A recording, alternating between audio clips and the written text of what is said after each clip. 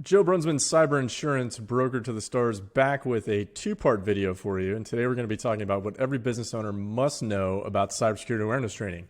Now, I don't sell cybersecurity awareness training at my insurance brokerage. However, I'm the guy who gets to deal with all of the fallout when somebody clicks on the wrong link. So I would really like to try and help you avoid that situation as much as possible. I think a lot of that just comes from having the proper knowledge to make the appropriate decision.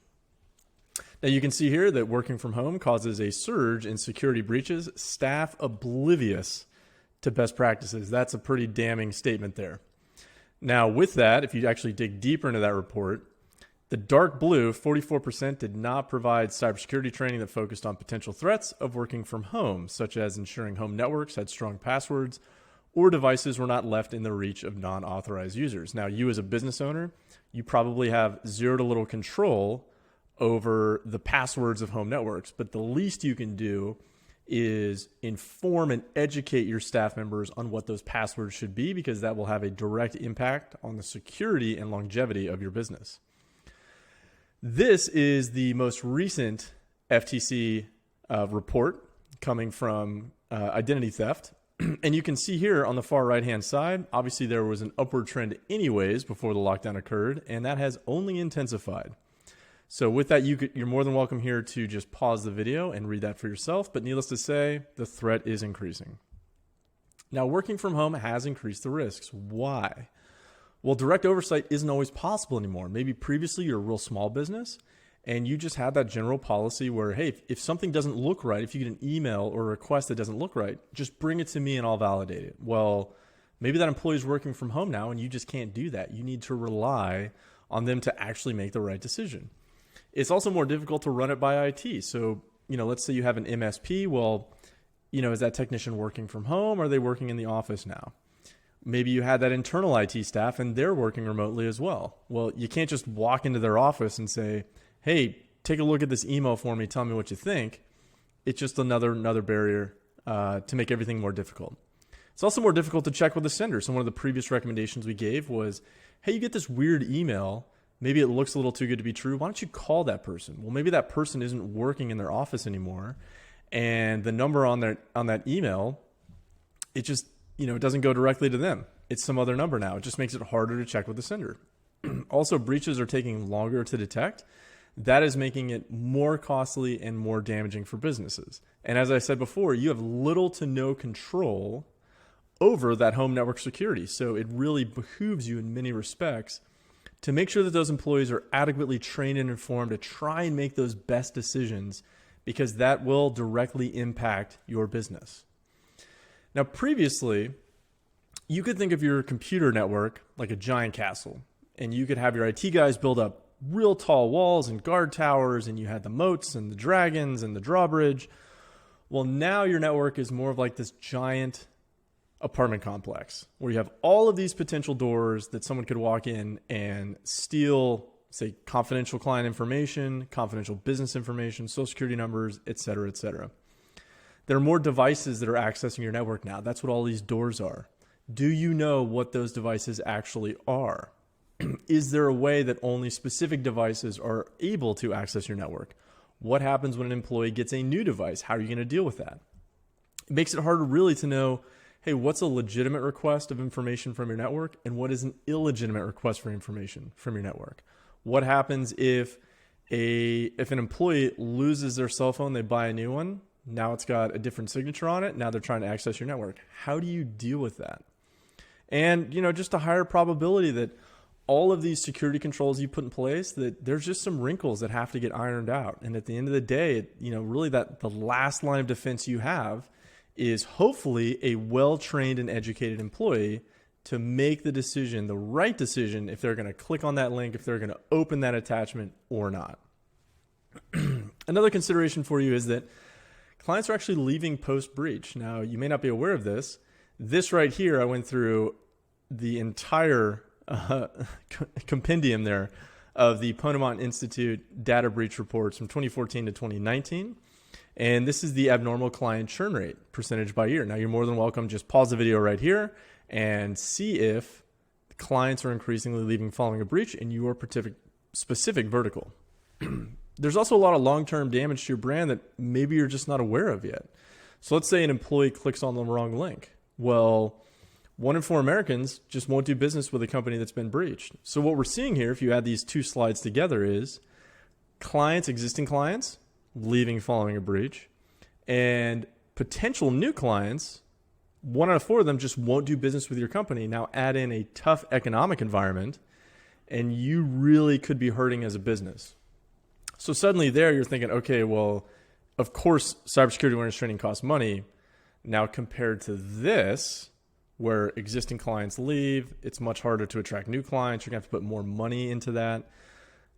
Maybe that makes a little more economic sense for you. Now let's talk about some of these hard truths here. Well, over 90% of malware is delivered by email. So generally we know where this is coming from. 3/4 of incidents come from a lack of staff knowledge. So we know where the majority of threats are coming from. We know what the preponderance of the problem is. The solution logically would be, hey, let's make sure that employees are adequately trained here. What makes it even harder is that, hey, a third of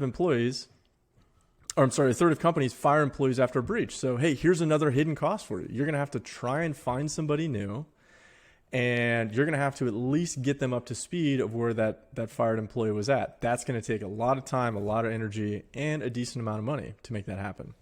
Now, you only have to be right every time, unfortunately. They have to be right just one time.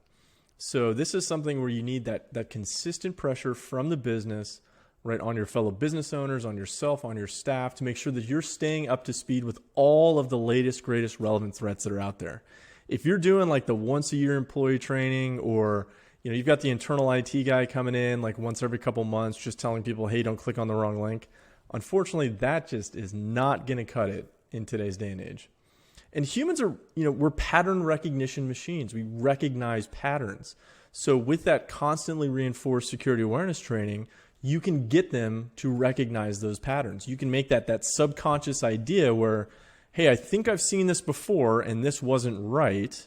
Maybe I should bring this up to somebody's attention and maybe just put a pause before I open that attachment, click on that link, and bad things can happen to the company. So let's look at this business survey of over 1,000 small businesses and see what other people are doing. Well, 54% require employees to report suspicious emails. Now, we know that 54% of small businesses are not providing adequate cybersecurity awareness training. So how they legitimately think that employees are supposed to be doing this is simply beyond me. 53% require less than 5 hours of yearly security training. That is absolutely abysmal. That is just not going to get the job done. My assumption would be that the majority of that 5 hours is probably spent in one setting. And, we know really just the way that the human mind works that, hey, if it's not at least once every 30 days, they're just going to forget that stuff. And 60% train new employees before granting security access, which is great. Obviously that's going to be a best practice, but you need to keep training those employees or they're going to have all this knowledge in their head for about a month and then they're just going to forget it all. Now, following a breach, 25% filed for bankruptcy and 10% went out of business. So once again, look at those hidden costs. Don't just fixate on that number of what it costs to provide adequate security awareness training for your company. Think about all these hidden costs that we've talked about and really how painful that could be. Now, this is a relevant quote from this study, and it was the overwhelming majority of small business decision makers believe that they are a target of cyber criminals. Cybersecurity is a high priority. So if you're still in that minority where you think security by obscurity, no one's going to come after me, who would come after my business? I'm sorry, you're wrong. Now let's talk about the in-house cybersecurity awareness training. As leaders, we set the example. So if the example you're setting is, hey, it's going to be this really bland, dry kind of afterthought, how do you think your employees are going to view cybersecurity awareness? That too will be an afterthought for them. If it isn't our priority as leaders, it's certainly not going to be their priority. Now, we know that our staff members, our employees, there's only so many things they can juggle. So if you don't make cybersecurity a true priority for them, they're just not going to deal with it. And then you really shouldn't be surprised when you have a breach of your system and you're like, oh, well, we talked about this exact scenario 7 months ago. Well, yeah, that was 7 months ago. They're not going to remember that stuff.